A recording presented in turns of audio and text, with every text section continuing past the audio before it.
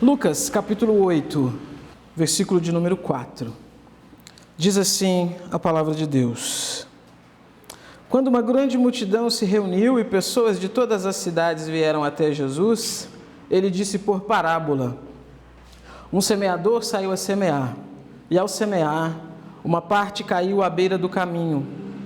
Foi pisada, e as aves do céu a comeram. Outra parte caiu sobre a pedra, e, tendo crescido, secou por falta de umidade. Outra caiu no meio dos espinhos, e os espinhos, ao crescerem com ela, a sufocaram. Outra, enfim, caiu em boa terra, cresceu e produziu a 100 por um. Dizendo isso, Jesus clamou: Quem tem ouvidos para ouvir, ouça. Então os discípulos de Jesus lhe perguntaram o que significava essa parábola. Jesus respondeu: A vocês é dado conhecer os mistérios do reino de Deus, mas aos demais fala-se por parábolas, para que vendo não vejam e ouvindo não entendam. Este é o significado da parábola. A semente é a palavra de Deus. Os que estão à beira do caminho são os que a ouviram. Depois vem o diabo e tira-lhes a palavra do coração, para não acontecer que, crendo, sejam salvos. Os que estão sobre a pedra são os que, ouvindo a palavra, a recebem com alegria. Estes não têm raiz, creem apenas por algum tempo e na hora da provação se desviam. A parte que caiu entre espinhos, estes são os que ouviram e no decorrer dos dias foram sufocados com as preocupações, as riquezas e os prazeres dessa vida. Os seus frutos não chegam a amadurecer. A parte que caiu na terra boa, estes são os que, tendo ouvido de bom e reto coração, retêm a palavra de Deus. Estes frutificam com perseverança. Vamos orar. Senhor, nós te louvamos, Pai. Nós engrandecemos o santo nome do Senhor pela tua bondade, misericórdia e graça sobre nossas vidas. Louvamos ao Senhor, Deus, porque nós iniciamos o nosso dia estudando a tua palavra e já tivemos aqui, Senhor, a primeira parte do nosso culto, onde louvores foram entoados ao teu nome, onde nós pudemos, Senhor, de todo o nosso coração cantar ao Senhor. Nós podemos manifestar para o Senhor a nossa gratidão, a nossa alegria, o nosso amor ao Senhor, Deus. Muito obrigado, Senhor, que privilégio. Que privilégio é fazer parte da igreja, que privilégio, Senhor, é ser salvo em Jesus Cristo, é ter sido chamado pelo Senhor e ter essa dádiva, esse presente que é poder cantar ao Senhor, que é poder louvar o teu santo nome, reconhecendo a grandeza, a bondade, poder e graça do Senhor. Muito obrigado, Senhor. Agora nós vamos passar para a palavra do Senhor e pedimos, Deus, que o Senhor fale conosco, que o teu Santo Espírito possa agir em nosso meio, fazendo aquilo que lhe apraz, como nós entendemos que é a missão do Espírito Santo, iluminar a nossa mente para que possamos compreender a tua palavra. Que isso seja feito então, Senhor. Que nós sejamos, Deus, consolados, exortados, ensinados, Deus, repreendidos pela tua palavra. Fale conosco, Deus. O Senhor abençoe também as crianças que vão ter o tempo delas ali, que elas possam também aprender, que elas possam também ser instruídas pela tua palavra. Em nome de Jesus, amém. Irmãos, um grande marco do ensinamento do Senhor Jesus é o ensino por meio de parábolas. Jesus, pelas páginas dos evangelhos, a gente consegue perceber que Jesus é um grande mestre. E ele consegue captar muito bem o ambiente em que ele está, né? Captar muito bem ali o ambiente em que ele cresceu, em que ele mora, e utilizar então ali coisas do dia a dia para poder apresentar a palavra de Deus e para poder, por meio dessas ilustrações, apresentar ensinos mais profundos, e às vezes nem tanto ensinos profundos, é simplesmente como um método que Jesus utiliza mesmo para ensinar. As parábolas, elas são um desses métodos, né? Elas são usadas então exatamente para fazer essa conexão da mensagem divina ali com aqueles que estão ouvindo, com aqueles que estão aprendendo, por meio de histórias, por meio de contextos em que aquelas pessoas, então, com certeza, elas entenderiam, com certeza elas saberiam, com certeza fazia parte da vida delas. Então, por exemplo, quando Jesus quis ensinar sobre persistência, Quando Jesus quis ensinar sobre insistência em buscar a Deus, em clamar a Deus, ele vai ilustrar esse ensino falando sobre uma mulher que importunou constantemente um juiz, até que aquele juiz, então, julgasse a causa dela. E aí Jesus, então, ele está mostrando que se os juízes da terra, ainda que sendo maus e corruptos, eles atendem aqueles que recorrem a eles de forma insistente, quanto mais Deus, que é justo, que é santo, ele não vai, então, atender aqueles que se dirigem a ele. Então, veja, Jesus pega uma coisa do cotidiano, né? Todo mundo ali entendia isso. Quando Jesus conta essa história, todo mundo entende, todo mundo consegue captar a mensagem. Quando Jesus queria falar, por exemplo, do amor ao próximo, Jesus conta a história de um samaritano que, sem medir esforços, ele ajuda um homem no caminho que havia sido espancado e tudo mais. Os samaritanos eram odiados, né? Os samaritanos eram vistos como inimigos pelos israelitas. E Jesus coloca o samaritano exatamente como o mocinho da história e como aquele que está praticando a boa ação. E assim ele afirma o seu ponto. Mas também, existem alguns contextos de parábolas, como esse que a gente vai ver, onde a parábola ela é contada por Jesus para fazer o sentido inverso, para que as pessoas não entendam. Para que fossem aqueles, então, mais próximos do Senhor Jesus que entendessem. Para que aquelas pessoas, então, de forma geral, algumas delas, então, elas não compreendessem aquilo que Jesus estava falando. Então, perceba que, ao mesmo tempo que se a gente pensar de forma fria no significado das parábolas e do método de Jesus ensinar, o significado é para esclarecimento.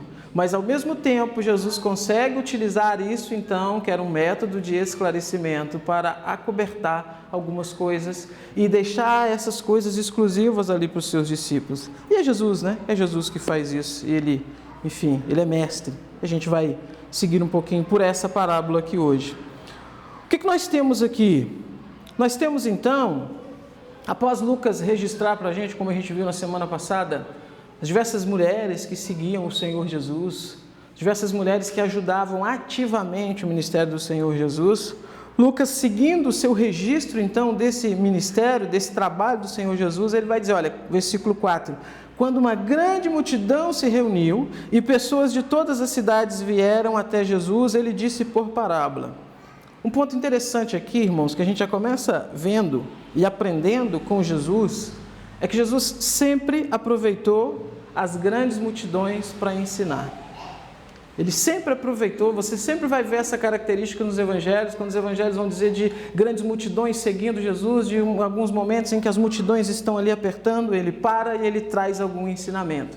Por quê? É aquela tecla que eu venho batendo aqui, desde que a gente começou as exposições do Evangelho de Lucas, é que o ministério do Senhor Jesus não consiste em ser um mago ambulante. O ministério do Senhor Jesus não consiste em ser um curandeiro qualquer. O ministério do Senhor Jesus consiste em pregar, em anunciar a chegada do Evangelho, em anunciar a chegada do Reino de Deus, em apregoar as boas novas. Aquela passagem também que já citei várias vezes, mas preciso repetir. Não tem problema repetir. Quando as multidões, então, presenciam Jesus multiplicando pães e peixes e ficam alvoroçadas e cercam Jesus. No outro dia, ainda de madrugada, Jesus sai para orar. E aí as multidões estão chegando novamente e Pedro totalmente afoito, né? Senhor, onde é que o Senhor estava? As multidões estão aí. Jesus diz o que? Olha, me convém ir para outra região para pregar, porque foi para isso que eu vim. Então perceba, a gente precisa ter esse óculos para entender o texto bíblico, sempre mostrando que Jesus aproveita dessas oportunidades para ensinar. Aqui não é diferente. Quando uma grande multidão se reuniu, pessoas de todas as cidades então vieram até Jesus, ele vai ensinar. E como que ele ensina? Olha o versículo 5, acompanha comigo. Ele começa contando uma história que para a gente que já frequenta a igreja e tudo mais, a gente já ouviu essa história aqui várias vezes, a gente já ouviu a explicação dela, mas imagine que você está ali naquela audiência original do Senhor Jesus, né? Isso daqui seria uma coisa muito interessante. Olha o que ele começa a dizer. Um semeador saiu a semear. Então a imagem que você tem é de alguém indo para uma região, num campo, com o seu, né, como a gente diz na roça, embornal ali, cheio de sementes e tal. Esquece essas fazendas, né, modernas, Goiás, Mato Grosso, Minas, esquece isso. É um semeador aqui que sai a semear com o seu embornal, com as suas sementes. E ao semear, uma parte caiu à beira do caminho, foi pisada e as aves do céu a comeram. Irmãos, isso daqui é interessante porque os estudiosos eles vão discutir como é que era feita a semeadura, e havia diversas formas de fazer a semeadura. Mas uma maneira que a gente entende modernamente, né, quando você vai fazer uma horta, quando você vai plantar alguma coisa, o que você faz? Você vai lá, prepara a terra, você faz a aragem da terra, você abre a cova direitinho ali, né, abre aquele veio ali na terra, joga a semente, depois vem fechando e tudo, aquela coisa bonitinha. Nesse contexto aqui, a coisa era um pouco diferente. Nesse contexto aqui, em algumas regiões ali, o semeador ele viria primeiro e ele viria semeando, ele viria lançando as sementes no campo que é onde ele iria fazer a sua plantação. De uma forma assim, nada organizada, de uma forma nada metódica. Ele simplesmente iria semear o campo, começa a área, ele vai aqui, vai jogar e vai lançar as suas sementes. E logo atrás viria então alguém com um arado, né? Seja um arado, enfim, funcionado por um homem ou por um animal. Havia essas duas questões, vai depender do solo. Então, veja, a pessoa viria naquele solo, então, onde as sementes já estão espalhadas, e iria fazer a aragem, e é naquele processo, então, que a coisa iria acontecer. Essa é a imagem, então, que a gente tem que ter em mente aqui. Alguém veio naquele campo, e alguém espalhou as sementes. E veio, então, depois alguém e fez o seu arado. E nesse trabalho, então, onde você não tem as coisas delimitadas, você não tem os canteiros ali certinho, essas sementes elas vão se espalhar por diversos locais. Porque, veja, se você fez essa semeadura e precisa vir alguém depois para poder trabalhar em cima, ele precisa criar um caminho para ele andar, né? E algumas sementes vão ficar ali naquele caminho. Então, a noção que a gente tem é exatamente essa aqui. Essas sementes foram espalhadas, alguém veio, trabalhou, fez os caminhos onde ele iria passar. Então, naqueles caminhos ali, algumas sementes ficaram. E o que acontece com aquelas sementes que ficaram ali no caminho? As aves do céu vieram e a comeram. As aves do céu vieram e a levaram. Uma imagem muito tranquila, né, da gente conseguir reproduzir então e entender na nossa mente. Aí, olha só o versículo 6. Outra parte caiu sobre a pedra. Cresceu até rápido, né? Mas o que acontece? Por falta de umidade, ela secou e, obviamente, morreu. Versículo 7. Outra caiu no meio dos espinhos. Não é que o semeador, então, ele pegou a sua semente, tinha lá um arbusto cheio de espinhos, ele jogou a semente lá no meio, né? Totalmente irracional isso. Mas cresceram espinhos junto com aquela semente. E aqueles espinhos, então, cresceram, né, mais rápido. E ao crescerem mais rápido, então, eles sufocaram. Não entrava luz, não entrava umidade ali para aquelas sementes. Elas foram sufocadas. E o que acontece? Morreu também. Outra, enfim, versículo 8, caiu em boa terra. Caiu em boa terra. Caiu no solo preparado. Caiu no solo ideal. Caiu no solo bem cuidado. E o que aconteceu? Ela cresceu. E não só cresceu, como ela produziu. E não só produziu, como a produção foi excelente. Por quê? Produziu a 100 por 1. Ou seja, cada semente produziu 100 frutos. Vamos pensar assim. A produtividade aqui foi muito boa.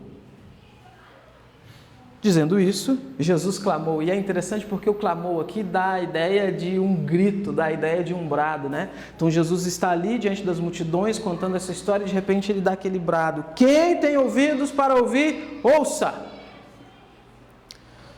Se você está ali, voltando nessa questão que eu estou insistindo nela, você seria provavelmente alguém ligado na agricultura, ligado a cuidar de animais e tudo mais, você saberia disso. Era a mesma coisa que você reunir um grupo de jovens hoje e falar sobre celular, sobre rede social. Todo mundo ia, entender na hora. As pessoas entendem, mas as pessoas não entendem o quê? O que isso tem a ver? Por que Jesus está contando essa história? O que Jesus quer dizer com isso? Qual o sentido disso? Qual o significado disso? Entendemos, a semente, foi lançada sobre o caminho, normal isso acontecer. Sobre a pedra, beleza, todo mundo sabe. Cai na pedra, não tem raiz, não tem firmeza, logo não vai ter umidade, vai morrer. Cresceu espinhos, os espinhos sufocaram. Eles estão acostumados a ver isso todo tempo, todo ano, nas colheitas que eles fazem. Produziu, ótimo, excelente. Talvez, essa produtividade aqui foi até muito boa, 100 por 1, imagina? Mas a questão toda é, o que isso tem a ver? Com o reino de Deus. Porque eu comecei dizendo que Jesus aproveitava as multidões para fazer o quê? Ensinar. Para poder falar do reino de Deus, para poder falar do Evangelho. Então, o que tem a ver essa história de semente, de semeadura, de colheita com o Evangelho? O versículo 9, então, diz para a gente que os discípulos chegaram até o Senhor Jesus e perguntaram para ele: Senhor, o que significa essa parábola? O que isso quer dizer? O que o Senhor quer dizer com isso? Qual é o ensinamento que o Senhor quer trazer para nós com isso? Olha o versículo 10, irmãos. Jesus respondeu: a vocês é dado conhecer os mistérios do reino de Deus, mas aos demais fala-se por parábolas, para que vendo não vejam e ouvindo não entendam. Isso daqui é importantíssimo, irmãos, porque veja, os discípulos aqui, perceba que o texto não está dizendo os apóstolos, Então pode ser que sejam os 12, mas aquele círculo mais próximo. A gente viu isso nas 2 semanas passadas, que tinha um círculo de pessoas que, além dos 12, acompanhava Jesus. Entre eles estavam aquelas mulheres, foi isso que Lucas quis dizer. Então pode ser que seja esse círculo um pouco mais reduzido do que a grande multidão, mas um pouco mais amplo do que simplesmente os apóstolos. Eles chegam até Jesus, então. E Jesus diz uma coisa que interessante: a vocês, ou seja, imagina então Jesus se dirigindo a esse grupo que chega até ele então, para fazer esse questionamento, e ele dizendo: a vocês é dado conhecer os mistérios do reino de Deus. Essa palavra mistérios, uma palavra muito utilizada nas religiões antigas. Havia até um grupo ali na região do Oriente Médio, Ásia e tudo mais, que eram adeptos das famosas religiões de mistério, que era uma coisa meio mística, uma coisa assim meio... a ideia é que havia alguns segredos que eram reduzidos e exclusivos para um grupo reduzido de pessoas e tal. Essa palavra era utilizada nesses contextos. E Jesus está dizendo aqui que sim, existem algumas coisas que são mistérios no reino de Deus, mas não é mistério, como entrou aí no evangeliquez, qualquer coisa, eita, é mistério, não é isso, Jesus está dizendo aqui de coisas que são realmente exclusivas, ensinamentos que são exclusivos para aqueles que realmente pertencem ao Senhor Jesus, coisas que são exclusivas daqueles que seguem, que servem, que creem no Senhor Jesus, que são verdadeiramente servos do Senhor Jesus. E aqui eu já preciso, então, incluir a pessoa do Espírito Santo, porque a gente entende pela Escritura Sagrada que o Espírito Santo é aquele que é o responsável por iluminar a nossa mente para que a gente compreenda as coisas de Deus. Então, quando você chega num ponto onde você consegue compreender algumas coisas melhor do que antes, quando você consegue entender algumas coisas melhor, quando você consegue fazer algumas conexões mais profundas da palavra de Deus, não é porque a sua inteligência está aumentando, não é porque você está virando o Einstein da teologia, é porque o Espírito Santo está agindo na sua vida. Por quê? Porque a nós é dado conhecer esses mistérios. E a gente precisa entender isso, irmãos. Por quê? Porque senão a gente vai entrar nesse frenesi maluco que existe na internet hoje, de uma busca simplesmente por conhecimento e puramente por conhecimento, desconectado da vida espiritual com Deus, da vida de oração, da busca pela santidade, da busca por conhecer a Deus, por querer agradá-lo, por querer servir, e não simplesmente por uma questão acadêmica e tudo mais. Não estou dizendo que o academicismo teológico ele seja errado de maneira nenhuma, eu só estou dizendo que a gente precisa unir essas duas coisas, unir essa busca pelo conhecimento com a busca por Deus, com a vida contemplativa, com a vida de oração, com a busca pelo Espírito Santo. Desassociar isso, você cria uma espécie de Frankenstein. Lembra do Frankenstein? Monstro, né? Pedaço ali de um, pedaço de outro e tal, e vira aquela coisa meio estranha que, ao mesmo tempo que é um monte de coisa, não é nada, né? E a gente tem visto muito isso por aí, principalmente, e aqui eu preciso voltar o chicote para nós, né? Principalmente nos contextos de reformados. Sempre, às vezes, quando alguém me pergunta sobre a teologia reformada e tudo mais, eu sempre digo, procure uma igreja, procure um pastor, frequente uma igreja, se reúne em uma igreja. É isso. A pessoa pode conhecer as Institutas do Calvino de cor e salteado, a pessoa pode conhecer Turrentino de cor e salteado, Bavinck de cor e salteado, se ele não frequentar uma igreja, se ele não se reunir numa igreja, se ele não estiver no contato com os irmãos, nessa vida da fé, nessa vida onde a gente ouve os problemas uns dos outros, a gente confessa os nossos problemas, a gente confessa os nossos pecados, a gente vive uns ajudando os outros, exortando os outros, ensinando os outros, não serve para nada. Serve para nada.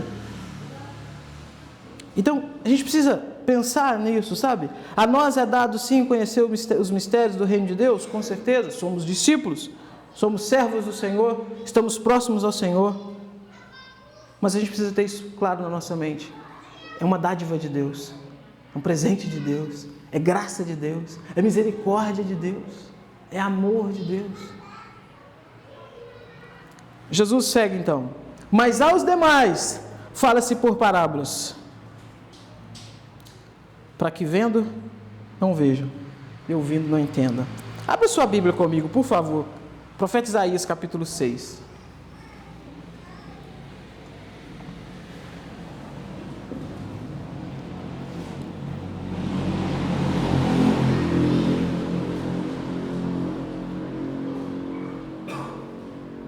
Profeta Isaías, capítulo 6, versículos 9 e 10.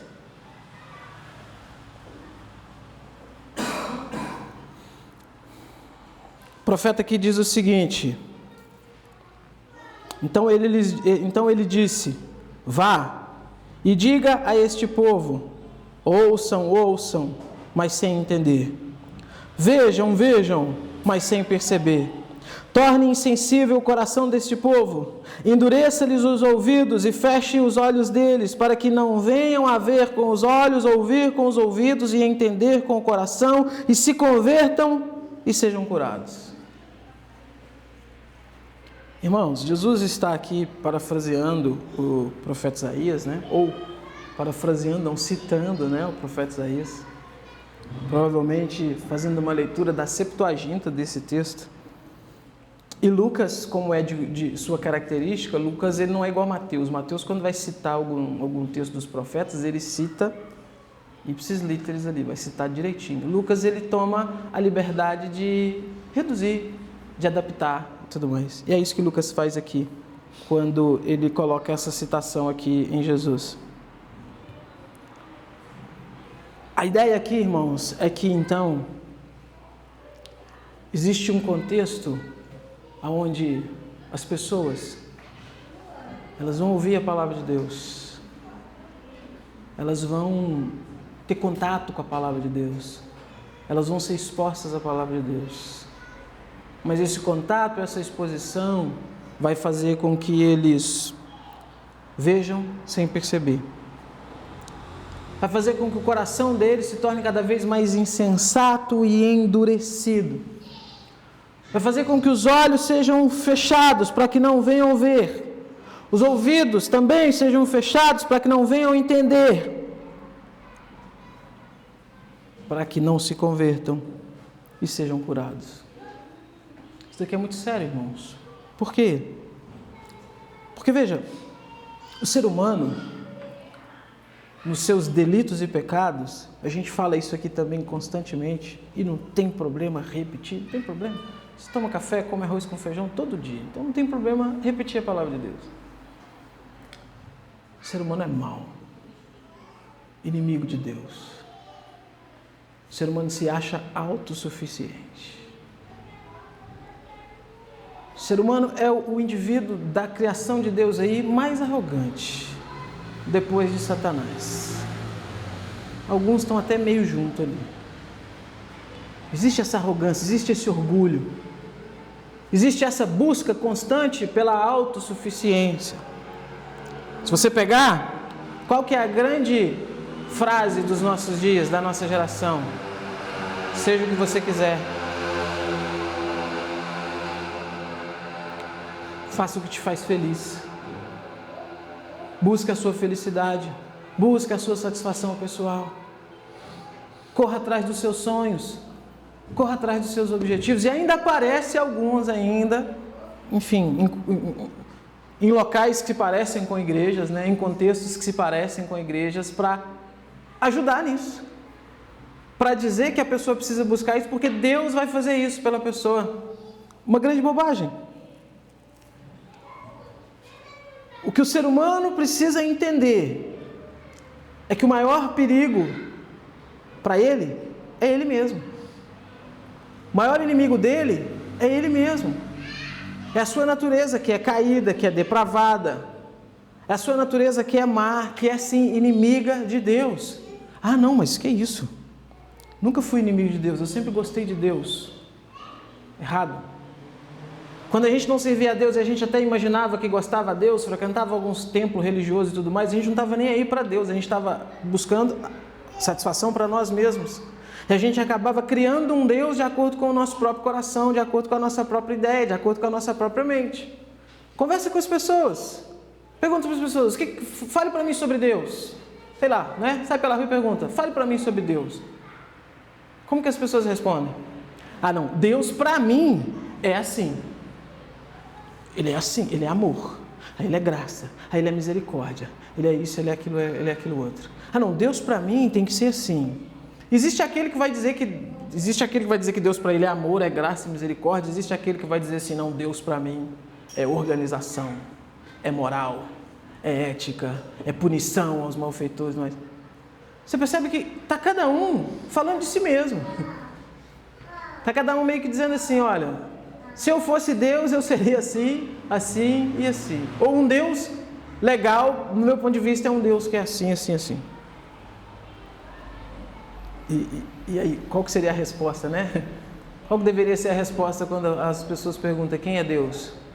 A Bíblia Sagrada, a palavra de Deus, diz que Deus é assim, assim e assim. Por quê? Porque nós não somos referência. E o fato do ser humano, então, ter essa busca por autossuficiência, esse orgulho e tudo mais, faz com que ele se afaste cada vez mais de Deus. Faz com que ele caminhe cada vez mais para longe de Deus. E faz com que, então, o contato que ele tem com a palavra de Deus tenha o efeito inverso. Por quê? Porque ele já criou na sua mente um modelo divino. E quando a palavra vem, e a palavra é totalmente diferente daquilo que ele criou na mente dele, cada vez mais ele endurece o seu coração, porque não posso acreditar nisso. Não posso aceitar isso. Quer um exemplo? Não pense nos outros, não. Pense em você. Pense no dia que você teve noção de pecado, de arrependimento, de como Deus realmente é na palavra de Deus. A gente não entra em parafuso em alguns dias? Não vem aquela sensação, aquela coisa na mente da gente assim, meu Deus, espera lá, mas eu vivi a vida inteira acreditando dessa forma. Eu vivi a vida inteira pensando dessa forma. A nossa primeira reação é um afastamento. Mas graças a Deus que o Espírito Santo ele vem, né, daquela forma carinhosa, né? Eu vou parafrasear Isaías aqui, né? Coloca o anzol no nosso nariz, né? E vai puxando, e vai puxando, e vai puxando, para nos conformar com a verdade. Então veja, é nesse sentido aqui, cada vez mais que o indivíduo, deixado na sua própria autossuficiência, deixado no seu próprio orgulho, deixado na sua própria busca, ele vai se afastando de Deus. E quando ele vê, então, ele não percebe. Quando ele ouve, ele não compreende. Quando ele pensa que está entendendo, ele não está. Agora, isso acontece de duas formas. Às vezes Deus faz isso. Porque Deus quer realmente que a punição, que a situação daquele indivíduo ela seja agravada. O faraó é uma grande prova disso. Às vezes isso acontece e Deus trabalha resgatando o indivíduo disso. O apóstolo Paulo é um exemplo disso. Você tem um Paulo totalmente autossuficiente, totalmente baseado na sua própria compreensão das coisas, cheio de verdade, cheio de razão, com cartas nas mãos, para poder prender esse bando de cristãos hereges. Imagina Paulo naquele caminho, o que estava passando pela cabeça dele sobre o que ele iria fazer ou não. Ou talvez até aquela sensação de essas pessoas estão pervertendo a palavra de Deus, eles precisam ser separados e tal. Jesus aparece no meio do caminho. E o resto, vocês sabem a história. Então Jesus está trabalhando isso daqui, citando Isaías e está dizendo: a vocês é dado conhecer, mas aos demais fala-se por parábolas. Para quê? Para que eles não compreendam. Já que eles querem autossuficiência, já que eles querem sua própria mente, seu próprio coração, que sigam então assim. Mas aí, versículo 11, vamos voltar lá para Lucas 8:11.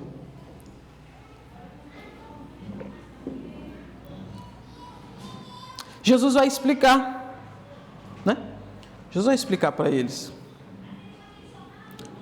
E olha o que ele vai dizer: este é o significado da parábola. A semente é a palavra de Deus. Ou seja, na história que Jesus está contando então, quando a gente volta então na mente aquela cena daquele que sai a semear, a semente é a palavra de Deus. Quem é o semeador? O foco não é no semeador, o foco é na semente. Então, foquem na semente. Os que estão à beira do caminho, versículo 12, são os que ouviram.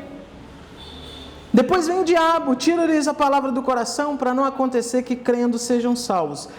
Ponto importantíssimo aqui, irmãos. Aqui não está falando de perda de salvação, como alguns entendem. Perderam a salvação, tadinhos. Não. O diabo arranca a palavra do coração deles, exatamente para que eles não creiam, não sejam salvos.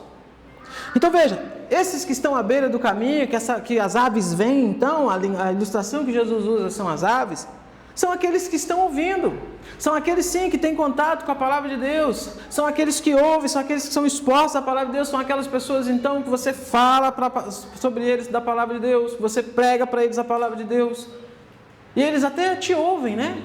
Eles até te ouvem com muito respeito, te ouvem ali com muita atenção, mas quando vira as costas, besteira, bobagem isso daí. A gente já fez isso. A gente sabe que é assim porque a gente já fez isso. Esses crentes chatos entregando folheto de novo, né? Você com pressa, querendo ir para o serviço, querendo ir para alguma coisa, para algum divertimento, algo, aí vem alguém, te para, ou então aquele colega do trabalho, da escola, aquele amigo e tudo mais, te convidando insistentemente para ir para a igreja, falando toda a vida de pecado, que povo estranho, né? Povo meio soturno, só fala de pecado, de mal, essas coisas. Ou seja, o que leva a pessoa a pensar isso? O diabo, é isso que Jesus está dizendo. O diabo então tira-lhes a palavra. O diabo não deixa essa palavra germinar no coração. Então veja, não são salvos. Versículo 13. Os que estão sobre a pedra são os que, ouvindo a palavra, a recebem com alegria. Estes não têm raiz, creem apenas por algum tempo e na hora da provação se desviam. Isso daqui, irmãos, é interessante, porque vejam, já viu aquela pessoa afoita? Existe isso. Já viu aquela pessoa que às vezes em algum momento da igreja a pessoa veio, frequentou e esteve no meio e tal, e ai que alegria, nossa que legal, que bom que ia estar na igreja, cantar esses hinos aqui é uma coisa maravilhosa, a palavra de Deus é uma coisa legal, que bênção que é, gente, irmãos, aleluia e tal, aquela coisa toda. Passa um mês, sumiu. A gente fica, né, puxa, a pessoa estava, né, tão bem, né, estava assíduo, estava frequentando aquela coisa toda e agora sumiu. Por quê? Não tem raiz. Creem apenas por algum tempo na hora da provação se desviam. E isso daqui é interessante porque o que significa crer por algum tempo? Creram então, foram salvos e perderam então a salvação, né? Voltando nessa questão que eu estou batendo aqui de novo. De maneira nenhuma, irmãos. De maneira nenhuma.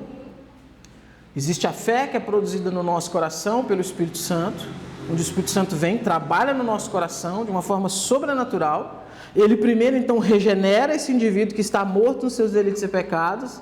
Ele leva vida para esse indivíduo então recebe essa vida então que é dada pelo Espírito Santo, reconhece a sua condição de pecador, se arrepende dos seus pecados, então é justificado. Esse aqui do versículo 3 não aconteceu nada disso com ele. Ele creu porque o Evangelho, irmãos, é uma coisa muito lógica. Entender que existe um Deus é a coisa mais lógica do mundo. Até os diabos entendem isso, até os demônios entendem isso. Não é isso que o Tiago vai dizer? Muito lógico. A gente está falando isso de manhã. Os céus proclamam a glória de Deus, o firmamento anuncia as obras de suas mãos. Está aí para todo mundo ver. O camarada ele tem que fazer muita força para ele olhar tudo isso e ele dizer assim, não, isso daqui sabe o que aconteceu? Há bilhões de anos atrás, uma molécula lá na água surgiu. Olha... E essa molécula criou pernas e saiu da água. E foi se desenvolvendo e tal, e chegou no que a gente está hoje. Estou sendo reducionista, obviamente, porque não é uma aula de apologética nem nada, mas vocês entendem a ideia. Isso é a coisa mais irracional que existe na face da Terra. Historicamente, a história do ser humano aqui na Terra, ela mostra que isso é a coisa mais irracional que existe. Então, quando você fala de Deus, quando você fala de Jesus, quando você fala de Evangelho, fechando um pouco mais a questão, quando você fala de Jesus Cristo, Evangelho, salvação, no Brasil, predominantemente católico, onde a pessoa com certeza cresceu, se não cresceu num lar evangélico, cresceu num lar católico, foi levado para a missa, talvez foi batizado, né, enquanto era criança, crismou, fez confirmação, primeira comunhão, aquela coisa toda. Vai lá e toma a benção para a avó antes de dormir, na hora de acordar. Falar de Jesus e de salvação é a coisa mais lógica. Entender então que Jesus existe, que ele é um perdido, que ele é um pecador, que ele precisa arrepender dos seus pecados. Existe uma parte disso que é uma coisa muito simples. Então, existe essa crença popular e existe essa noção, então, de que, poxa, eu preciso disso mesmo. E a pessoa vem. E não é que ela está querendo enganar, não. Ela não está querendo enganar. Ela realmente vem. Ela realmente... Oh, que legal essa igreja. Que povo legal. Povo interessante. E faz aqui algumas amizades e tudo mais. Mas chega uma hora, irmãos, que algumas coisas vão bater e que é só o Espírito Santo para poder sustentar. E esse indivíduo não tem. Essa pessoa não tem. É por isso que Jesus diz, olha, veio a provação. E ele fez o quê? Se desviou. Foi embora. Porque houve sim a questão racional, mas ficou só nisso. Não criou raiz no coração. E não frutificou. E sabe, irmãos, a gente precisa pensar nisso daqui, tá? E aí, pense sobre a sua vida. Quando você pensa em Evangelho, quando você pensa na sua vida com Deus, quando você pensa no que o Senhor fez na sua vida, quando você pensa na sua caminhada cristã, quando você pensa na sua chegada na igreja e tudo mais, você para e pensa se você não está simplesmente como esse indivíduo, versículo 13, entusiasmado, reunindo porque é legal reunir, porque as pessoas são legais, né? Porque é um ambiente que a gente faz boas amizades e tudo mais. Ou você realmente, verdadeiramente crê no Senhor Jesus de todo o seu coração? Você realmente acredita que o Senhor Jesus é o seu único, suficiente Salvador? Você realmente acredita que a sua vida precisa ser uma vida que se conforme cada vez mais com a palavra de Deus? Você acredita que a sua vida precisa ser uma vida que constantemente você se afaste das coisas do mundo, das coisas que desagradam a Deus e busque a santidade? Você realmente para e pensa e tem desejos e anseios pela vinda do Senhor Jesus? É algo que você deseja? É uma coisa que a última vez que você ouviu falar disso foi quando alguém pregou na igreja e nunca mais você pensou nisso? A gente precisa pensar nisso, irmãos. A gente precisa pensar que a gente realmente quer com Deus e, principalmente, o que Deus requer de nós. Porque senão, sabe, mas tem tanto tempo que eu estou na igreja, tanto tempo, pela parábola aí, olha só, foi rapidinho, né? Ouviu? Caiu na pedra, ouviu? Veio a provação e se desviou. Tá bom. Será que é isso que Jesus disse?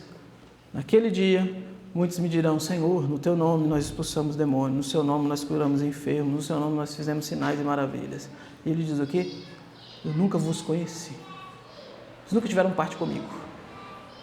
E eu não estou dizendo que você tem que entrar então numa espiral aí de melancolia, aquela coisa toda: ai meu Deus, será que eu sou salvo? Será que eu não sou? Será que eu sou realmente um servo de Deus ou não? Não estou dizendo isso, mas isso é algo que você precisa pensar, para que cada vez mais você leve as coisas de Deus a sério, para que cada vez mais você busque progredir na sua fé, progredir no serviço ao Senhor.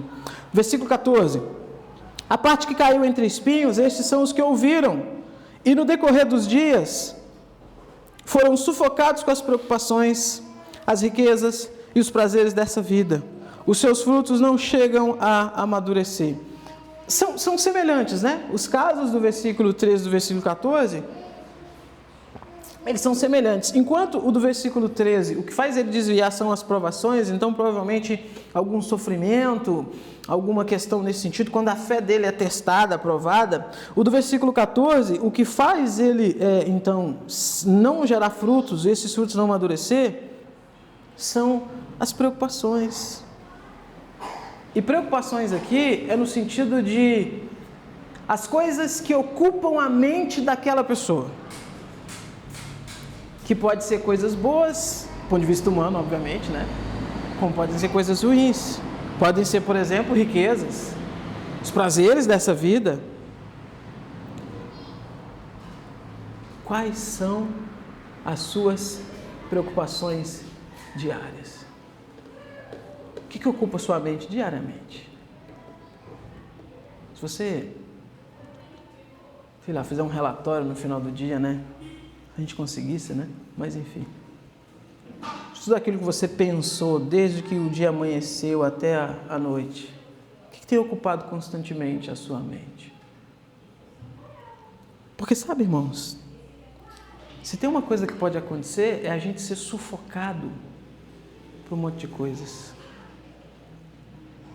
Se tem uma coisa que pode acontecer, é a gente ser sufocado por esses espinhos que são a busca pela riqueza, a busca pelos prazeres, a busca pela nossa própria vida, a busca pelas nossas próprias coisas, e relegar sempre as coisas de Deus a segundo plano. Preciso repetir isso, irmãos. Irmãos, não deixe nunca a sua vida cristã se resumir ao domingo, 19h30, aqui na igreja, e a quinta-feira, 20 horas, lá no estudo que a gente faz.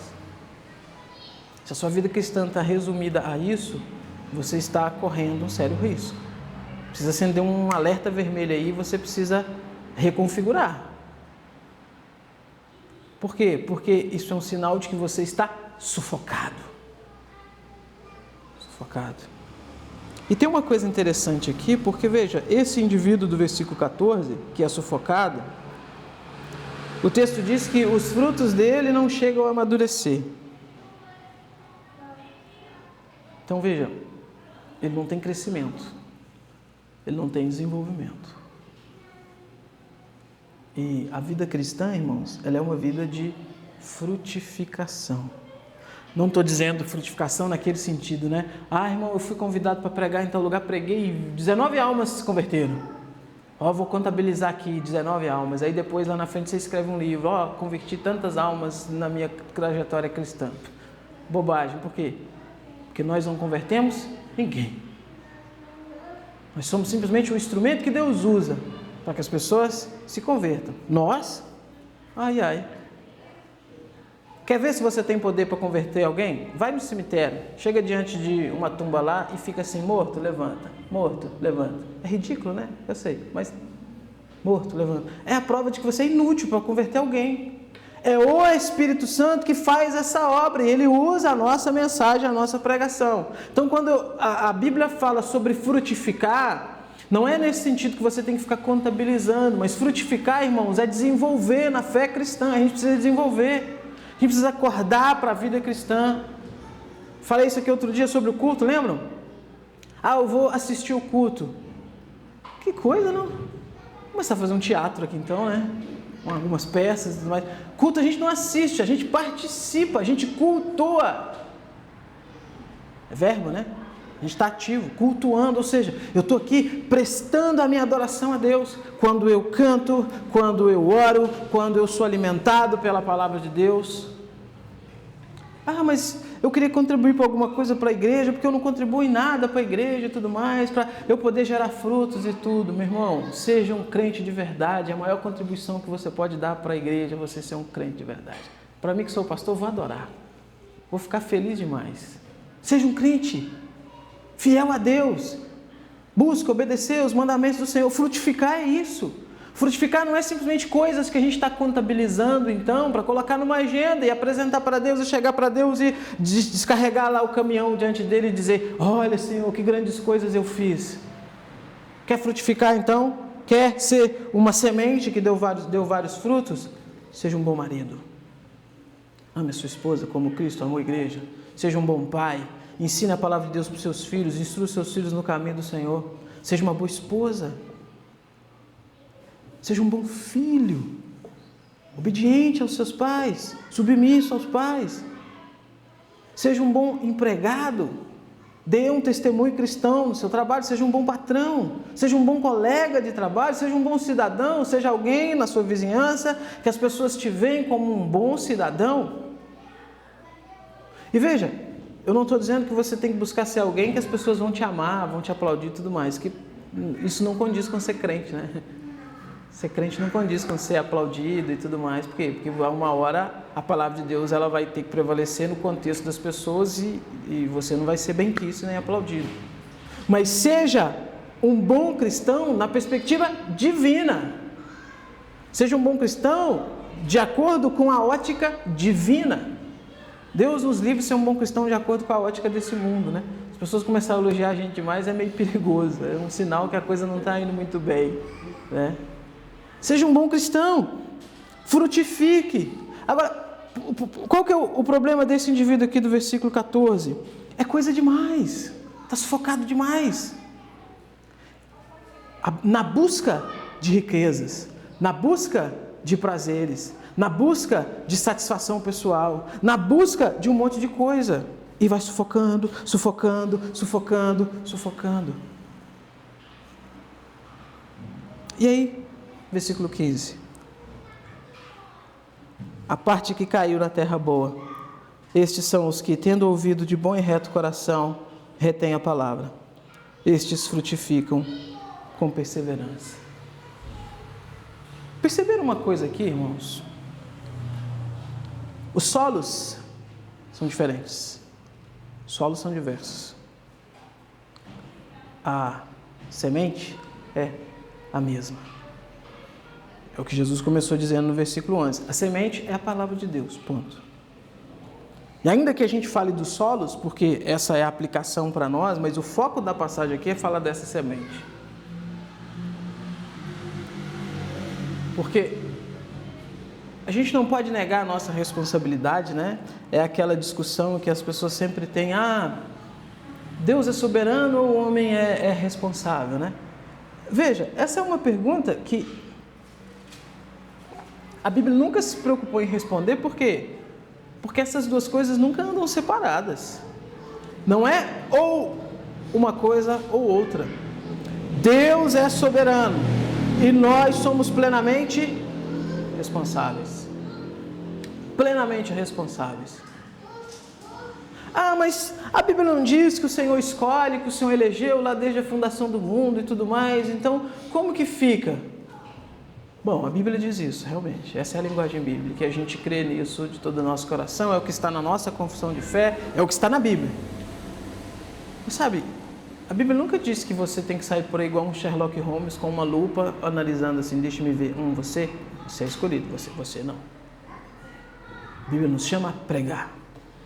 E no papel daqueles que ouvem o Evangelho, a Bíblia nunca nos chama para ficar pensando assim, deixa eu ver, não, eu sou um escolhido, então deixa eu fazer. Não, eu não sou, então... Não, a Bíblia nos chama a agir de acordo com a vontade de Deus.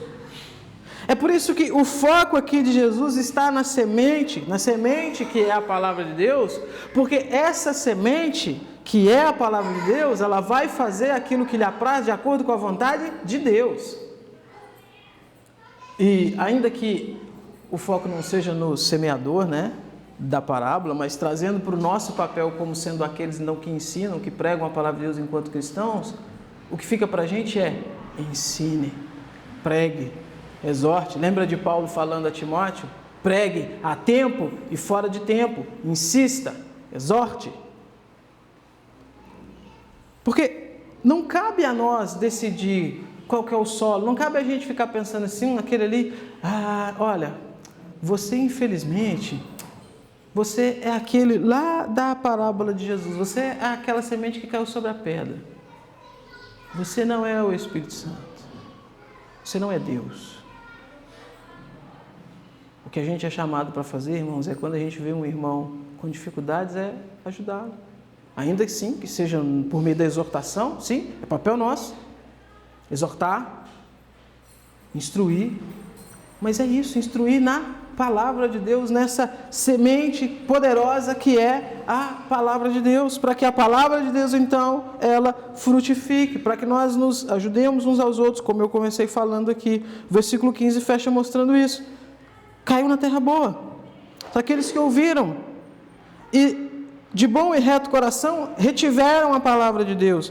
Mas veja, a gente precisa entender o estilo literário do texto, né? Isso aqui é um estilo literário para explicar uma coisa geral. Isso daqui não é um reflexo de toda a vida cristã. Por quê? Porque mesmo aqueles que são salvos, mesmo aqueles que se encaixariam aqui então na terra boa, né? Eles vão passar momentos de provações. Eles vão passar momentos onde estarão sufocados por um monte de coisa. Eles vão passar por momentos onde Satanás vai vir constantemente para retirar algumas coisas da mente deles ali. E não significa que não são salvos, que não são nossos irmãos, e não é a gente que vai determinar isso. É por isso que a gente é uma igreja, uma comunidade, onde a gente se ajuda, onde a gente se aconselha, onde a gente se exorta, aonde aquele irmão, quando está passando um momento difícil, o que a gente faz? A gente estende a mão. Precisou de uma exortação mais firme, enquanto igreja a gente faz. Precisou de uma disciplina, enquanto igreja a gente faz, mas o foco sempre é na restauração e nunca no carimbo, né? Você carimbou aqui. Semente que caiu nos espinhos. Você que caiu na beira do caminho. De maneira nenhuma. O que fica para a gente então, irmãos, dessa passagem? Que a gente foque na nossa responsabilidade enquanto servos de Deus, para que a gente busque sempre obedecer os mandamentos do Senhor, obedecer a palavra de Deus, seguir o Senhor de todo o nosso coração, com todo o nosso amor, e pedindo sempre a Ele misericórdia. Se você está percebendo que parece que a palavra de Deus não está colando, né? Vou usar essa ilustração. Parece que não pega algumas coisas ali em você, que você está tendo dificuldade de crer, de ter esperança em algumas coisas. Ore e fale: Senhor, não deixe Satanás roubar da minha mente, da minha vida, as realidades da palavra do Senhor. Não deixe. Ore. Se você está percebendo então que as provações, sofrimentos da vida, as coisas da vida, eles têm te afligido, e isso tem feito você colocar em dúvida a fidelidade de Deus, isso tem feito você colocar em dúvida então o Espírito Santo te acompanhando, a sua salvação, ore, peça ao Senhor misericórdia, leia a palavra de Deus, se alimente da palavra de Deus. O apóstolo Paulo diz que nada nos separará do amor de Deus, não é tribulação, não são essas provações. Então ore, não para ficar naquela ideia de confissão positiva, né? Não vai. Não, é para você entender a palavra de Deus, ser alimentado da palavra de Deus, isso gerar fé no seu coração, e você ser fortalecido ali por Deus. Ore. Se você está percebendo então que a sua vida ela está focada demais nessa busca por riquezas, por prazeres, nessa busca por realizações e tudo mais, e que isso tem sufocado as coisas de Deus na sua vida, ore. Peça ajuda ao Senhor, ore. E se for preciso, irmãos, converse com outros irmãos da igreja. Falo isso sempre. Igreja é isso. Converse com alguns irmãos, fale, irmão, ora por mim. Me ajuda em oração. Olha, estou passando isso e isso, né? A gente tem feito isso nas reuniões de quinta-feira, né? Esses momentos assim, onde a gente tem essa oportunidade de expressar ali desejos, sei lá, graças a Deus a gente fala de tudo, né? Porta de emprego que talvez está vindo, medos, aflições, projetos, é para isso que a igreja serve. Então faça isso.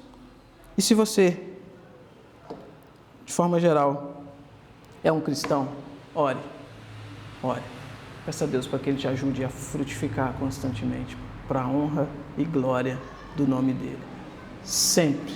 Não entendendo frutificar como esse registro de feitos, mas frutificar como sendo um servo de Deus, aonde você estiver inserido, para que a glória de Deus, então, reverbere através de você, para que o nome do Senhor seja honrado e glorificado. Vamos orar?